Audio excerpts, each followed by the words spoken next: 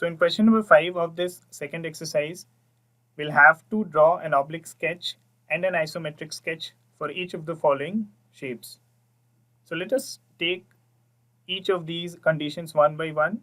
So for figure A, we need to draw a cuboid of dimensions 5 cm, 3 cm and 2 cm. So to draw an oblique sketch and an isometric sketch, let us consider the respective sketch papers.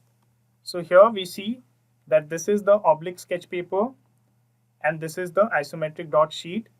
So these are the two sketch papers which we are going to use to draw this cuboid, and this is how the cuboid is represented in both of these sketch papers. So the cuboid has the dimension of 5 cm, the length is 5 cm, the breadth is 3 cm and the height is 2 cm, and the same cuboid has been represented in this isometric dot sheet as an isometric sketch where the length is 5, the breadth is 3 and the height is 2 cm. Then the question also says that is the sketch which we have got here is unique. So the sketch cannot be unique in this particular condition because this cuboid can again be rotated and be drawn through its height or through its breadth in any form. So the same cuboid can be represented in different forms. So the sketch cannot be unique and we can get more than one answers. So this is how the first part or the part A will be answered.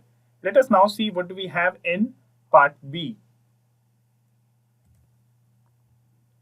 So in part B, we need to draw a cube with an edge 4 cm long, and we again have the two sketch papers, the oblique sketch paper and the isometric sketch paper, and this is how the cube with the dimension with all its edges 4 cm long will look like in the oblique sketch paper, and the same figure is represented as an isometric sketch on this isometric dot sheet. So again we see that this is one of the forms of representing this cube on this isometric dot sheet. It can be done in many more ways.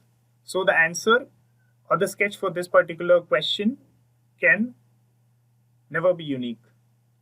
So this is how these two set of figures will be represented on this oblique sketch paper and the isometric sketch paper. And this is how the fifth question of this exercise is to be answered.